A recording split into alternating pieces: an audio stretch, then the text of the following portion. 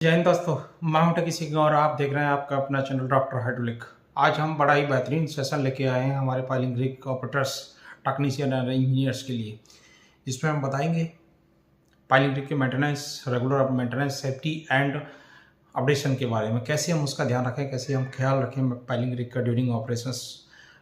तो उसके बारे में हम आज एनालिसिस करेंगे, जिसपे हमने बेसिकली फोकस किया है डेली रूटीन मेंटेनेंस और वीकली मेंटेनेंस के बारे में। तो इस सेशन में हम बात करेंगे रेगुलर मेंटेनेंस एंड अपडेट्स के बारे में, जिसमें आप पाएंगे कि कैसे हम अपनी रिग्स का रेगुलर मेंटेनेंस करें, कैसे उसका ध्यान रखें। बेसिकली ये ऑपरेटर्स और टेक्नीशियन के लिए आज का सेशन पूरा समर्पित है, तो आप वीडियो को अंत तक जरूर देखें। इस सेशन में हम जानेंगे कि पाइलिंग रिग की मेंटेनेंस में क्या क्या चीज़ें हम लोगों को करनी होती हैं, क्या क्या उसका रख रखाव रखना है और किन किन चीज़ों को हमें ध्यान में रखना है, जिससे हमारी मशीन जो है अच्छी चले, अच्छी परफॉर्मेंस दे और हमारी साइड की जो आउटपुट है, जो प्रोडक्टिविटी है, वो फास्ट एंड फेरियस हो। तो आइए आगे बढ़ते हैं। सबसे पहले आपको जो आपकी मेंटेनेंस प्रैक्टिस है उसको एक तो आपको रूटीन करना है। बहुत सारी साइडों पर क्या होता है कि हम लोग छोड़ देते हैं, जिसको रूटीन नहीं कर पाते हैं मेंटेनेंस एक्टिविटी को, उसकी चेकलिस्ट होती है, उनको रूटीन करना है। और जो उसका सिस्टमैटिक मेंटेनेंस प्रोग्राम रहता है पाइलिंग रिग का, सेफ्टी का और उसके ऑपरेशंस का, उसको हमें फॉलो करना है। लॉक सीट वगैरह हमें टाइम से उसकी भरनी है, और जो उसकी मेंटेनेंस प्रैक्टिस शीट है रूटीन मेंटेनेंस वाली, वो हमें टाइम से फिलअप करनी है और उसको टाइमली जमा भी करना है, उसको समय समय पे रिव्यू भी करना है। ये इंजीनियर्स के द्वारा रिव्यू किया जाना चाहिए, या फोरमैन है उसके द्वारा रिव्यू की जाना चाहिए, या जो साइट इंचार्ज है जो मैकेनिकल का, उसके द्वारा रिव्यू होना चाहिए। अब मैं आपको बता रहा हूँ कि जो आपके मेन की पॉइंट्स हैं piling rig maintenance schedule overview. जैसा आप देख सकते हो, piling rig maintenance schedule overview की कंपोनेंट मैंने आपको लिए हैं। ये ऑपरेटरों के लिए भी बहुत बेनिफिशियरी होने वाला है वीडियो, क्योंकि मैं बहुत ज़्यादा टेक्निकल चीज़ में लेके नहीं आया हूँ, नॉर्मल बेसिक्स में लेके आया हूँ, ताकि बेसिक्स पे ही लोगों का ध्यान ज़्यादा होता है और बेसिक्स ही इम्पॉर्टेंट होते हैं। बाकी चीज़ें तो बाद में आती हैं। बेसिक्स अगर आप कंट्रोल कर लोगे तो सारी चीज़ों को आप कंट्रोल कर सकते हो। तो जो बेसिक की कंपोनेंट्स होते हैं वही मैंने इसमें इंडिकेट किए हैं। सबसे पहले आपको क्या करना है, आपका जो हाइड्रोलिक सिस्टम, उसका इंस्पेक्शन करना है बिफोर ऑपरेशन। आपको ये ध्यान रखना है कि जब भी आप मशीन स्टार्ट करें, या जब भी मशीन आप स्टोर करें, कहीं भी स्टोर है या उसको स्टोर से ऑन साइट कर रहे हैं, तो आप हाइड्रोलिक का जो सिस्टम है उसका इंस्पेक्शन ज़रूर करें, रेगुलर करें, जिससे आपकी बहुत सारी प्रॉब्लम्स दूर होंगी। तो ये आपको ध्यान रखना है कि जब भी आप मशीन को ऑपरेट करें, आप अपने हाइड्रोलिक सिस्टम को ज़रूर इंस्पेक्ट करें। हाइड्रोलिक हॉसेस की कंडीशन चेक करें, हाइड्रोलिक हॉसेस की पोजीशन चेक करें, कोई सही से लगा है या कोई लीक तो नहीं है, कहीं कोई फटा तो नहीं है, इस तरह की चीज़ें ज़रूर चेक करें। और आपका जो असिस्टेंट है या जो हेल्पर जिसे आप कहते हैं, उससे भी चेक कराएं साथ में, उसको लेके। ये आपका बहुत ही इम्पोर्टेंट फैक्टर है। कई बार क्या होता है कि मशीनें चालू हो जाती हैं साइट पर, बाद में पता लगता है उसका कोई पाइप लीक कर रहा है। तो ये तभी आती है इस तरह की प्रॉब्लम्स जब हम हाइड्रोलिक सिस्टम का प्रॉपर इंस्पेक्शन नहीं करते हैं। तो आपको पॉइंट नंबर 1, ये जो दिखाया हुआ पॉइंट नंबर 1, इसको आपको फॉलो करना है। Regular inspection of hydraulic system is vital for preventing malfunctioning and ensuring seamless operation. आप अगर इसको करेंगे, मैं हिंदी में बता दे रहा हूँ, तो आपका जो मेंटेनेंस है, जो आपकी ब्रेकडाउन है, वो बहुत ज़्यादा रिड्यूस हो जाएगी, यानी कम हो जाएगी। दूसरा, आपके ऑयल लेवल चेक्स। अब पाइलिंग रिग में कौन कौन से ऑयल लेवल चेक्स होते हैं, सिंपल भाषा में मैं आपको बता देता हूँ। फर्स्ट ऑयल चेक आप करोगे इंजन का, सेकंड आप हाइड्रोलिक का, तीसरा आप रोटरी का।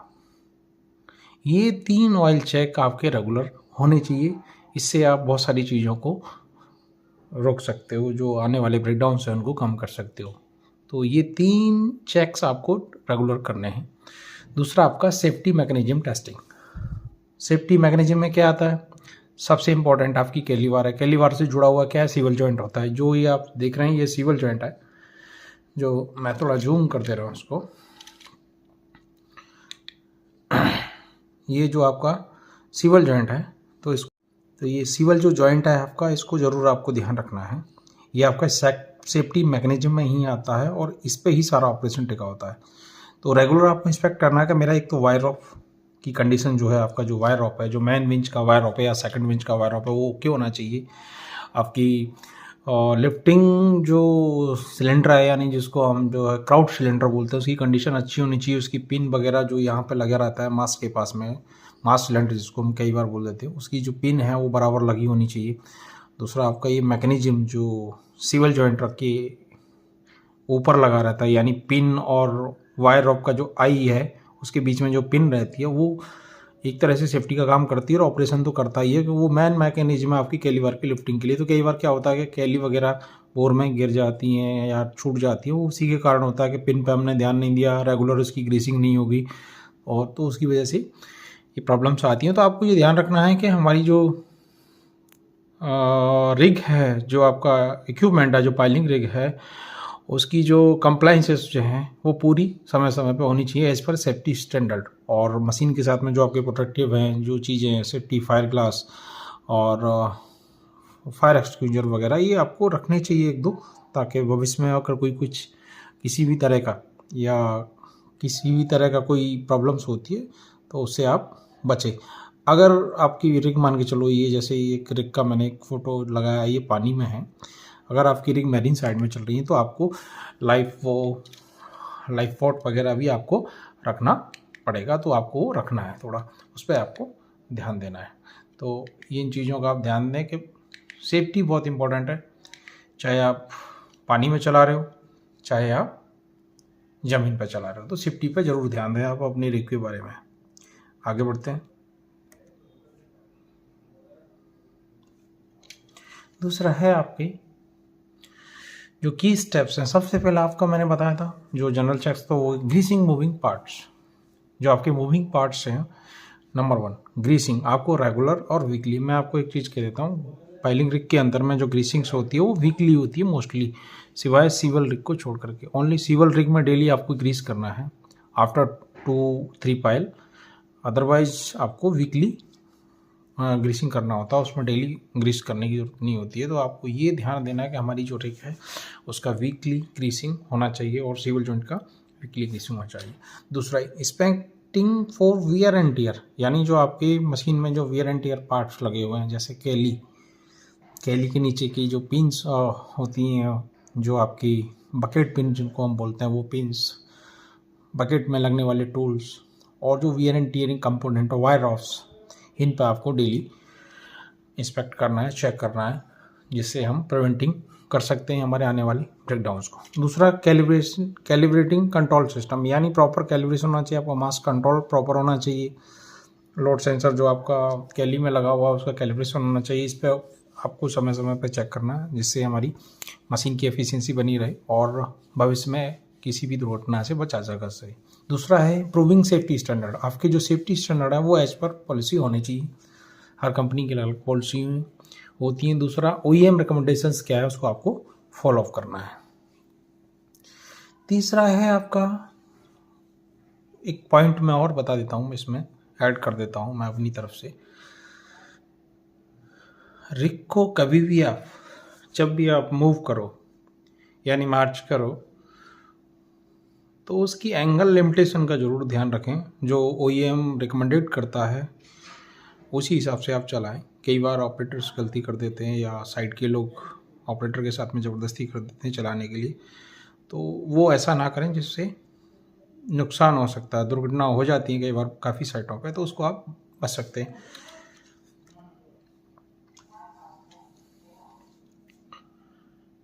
अब आपको सेफ्टी प्रोटोकॉल्स के लिए क्या क्या मेंटेनेंस प्रोसीजर रहेगा वो आपको ज़रूर ध्यान रखना है। आप मेंटेनेंस करेंगे तो आपको क्या करना है। सबसे पहला है पावर डाउन द रिग। कभी भी आपको जब मेंटेनेंस करना है रिग में तो नंबर 1 को फॉलो करना है। नंबर 1 यानी ये मैंने दिखाया हुआ power down the rig. Ensure the rig is completely power down before starting maintenance task. आपको कभी भी कोई भी मेंटेनेंस अगर करना है मशीन के अंदर, सबसे पहला काम होना चाहिए कि आपकी इंजन जो है शट डाउन हो। ये पहला पॉइंट है सेफ्टी प्रोटोकॉल का, तो आपको इसको फॉलो करना है। दूसरा, यूटिलाइज पर्सनल प्रोटेक्टिव इक्विपमेंट, यानी आपके पास में प्रॉपर तरीके से आपकी safety jacket, shoes, hand gloves, goggles, ये होनी चाहिए, क्योंकि कई बार क्या होता है कि हाइड्रोलिक वगैरह लीक कर गया, पाइप फट गया या कुछ हो, या पाइप खोल रहे हो, कोई मेंटेनेंस कर रहे हो, ऑयल निकल गया, आपकी आंखों में पड़ गया, तो उससे प्रिवेंट करने के लिए आपके हाथों में ग्लव्स होना चाहिए, आंखों पे गॉगल्स होनी चाहिए। तो ये आपको प्रिवेंट करता है किसी भी स्प्रे से, यानी जो ऑयल की स्प्रे आपके बॉडी पे आ सकती है या कुछ भी आपके शरीर पर लग सकता है, उसको प्रिवेंट करेगा। दूसरा, fall lockout tag out procedure. आपको रिग के आसपास में सबसे पहले तो एक टैग लगा देना कि हमारा मेंटेनेंस चल रहा है। उसके बाद में जो फॉलन होने वाली चीज़ें, यानी जो गिरने वाली चीज़ें हैं ऊपर से नीचे या कहीं पे भी कोई भी इस तरह की चीज़ें होती हैं, जैसे पुली के पास में कोई चीज़ें रखती है या नहीं है, तो उसको प्रिवेंट करना है, उसको लॉकआउट करना है, उसको बांध देना है। कई बार हम क्या करते हैं, सेकंड विंच के रॉप को खुला छोड़ देते हैं, वो लग जाता है, तो उसको वैसा नहीं करना, उसको रोकना है, लॉकिंग करके एक साइड में बांध देना, तो उसको प्रिवेंट करना है। दूसरा है आपका डॉक्यूमेंटेशन।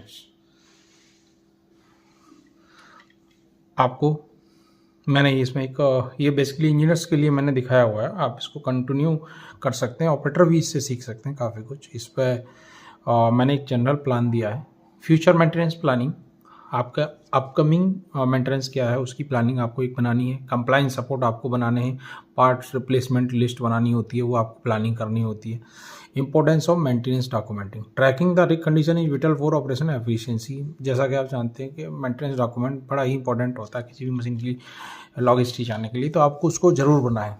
इंस्पेक्शन लॉग्स, जो इंजीनियर्स और फोरमैन है उनकी जिम्मेवारी है कि वो समय समय पे मशीन की जो लॉग बुक है उसको इंस्पेक्ट करें और रिग की परफॉर्मेंस उसी हिसाब से चेक करें कि हमने जो काम पहले किया था वो अभी दोबारा तो नहीं आया, उसमें कोई दोबारा से कोई उस तरह का काम तो नहीं हुआ। और वर्कशॉप मैनेजर्स या जो साइट इंजीनियर्स हैं वो भी इस चीज़ को इंश्योर करें, समय समय पर मशीन की लॉग बुक्स हैं, जो मेंटेनेंस लॉग बुक्स हैं और जो वर्किंग लॉग बुक्स हैं उनको इंस्पेक्ट करें, जिससे मशीन की परफॉर्मेंस के बारे में पता लगे। दूसरा, रिपेयर रिकॉर्ड्स। आपको रिपेयर रिकॉर्ड्स ज़रूर रखने हैं, ये खासतौर पर मेंटेनेंस इंजीनियर्स के लिए है। ऑपरेटर भी इस चीज़ को ध्यान दें तो मशीन में जो भी मेंटेनेंस हो उसका रिकॉर्ड ज़रूर बनाएं, ताकि फ्यूचर में उस कॉस्ट का, मशीन की मेंटेनेंस कॉस्ट की भी एनालिसिस हो सके और जो रूट कॉज है वो तरीके से उसको स्कोरिंग किया जाए कि भाई अगर कोई प्रॉब्लम मेरी आई तो किस वजह से आई, नेक्स्ट टाइम वही आती है तो फिर वो क्यों आई। तो और उससे हमें पता भी रहेगा कि हमारा मेंटेनेंस हुआ तो हमारा क्या स्टेटस था और उसने क्या किया। तो इस चीज़ का आप ज़रूर ध्यान रखें। अब मैं आपको एक की topics for management, maintenance management के लिए बता रहा हूँ, जो मैनेजर्स हैं, इंजीनियर्स हैं, उनके लिए एक पॉइंट्स है।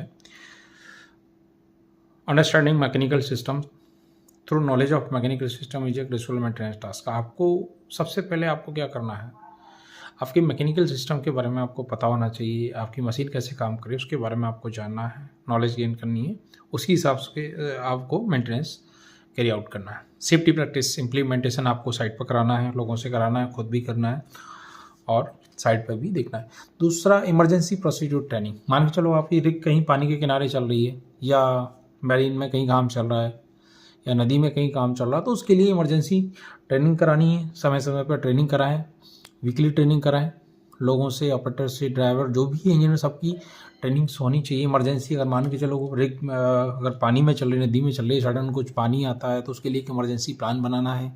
इमरजेंसी टीम होनी चाहिए जो इमरजेंसी टाइम में रिस्पॉन्ड करेगी।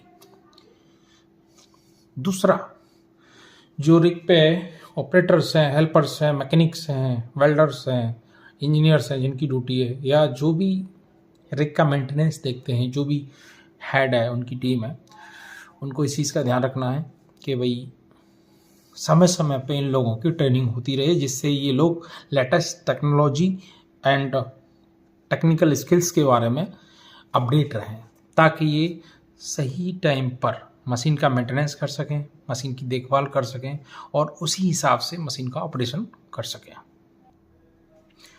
तो आप लोग काफ़ी कुछ समझे होंगे इस ट्रेनिंग से और मैं आशा करता हूं कि आप इसको प्रायोरिटाइज करेंगे।